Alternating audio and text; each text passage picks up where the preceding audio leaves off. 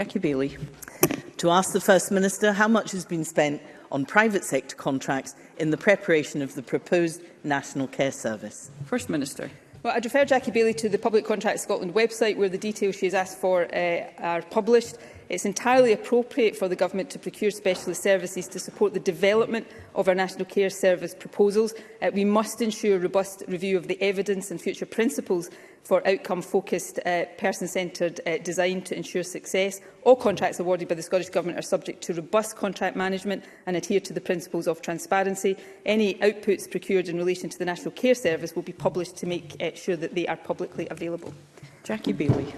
Can I thank the First Minister for her response, and can I also welcome her support for Labour's proposals for a National Care Service, which of course she rejected 10 years ago, but I always welcome late converts. But how disappointing that so far £700,000 has been outsourced to big private sector consultancy firms to develop the National Care Service. KPMG alone awarded a contract of £500,000 to develop the business case. And now I discover that the private sector is lining up to benefit from a multi-million-pound contract for IT and data services for the National Care Service. Why is this happening at a time when KPMG are not bidding for UK government contracts because these have been suspended pending investigation? Why is the First Minister using private sector consultancies when there is a wealth of expertise in the social care sector that understands what needs to be done? And finally, why can the First Minister find millions of pounds for private sector contracts, but hard-working social care workers have to settle for a measly 48 pence pay rise? First Minister.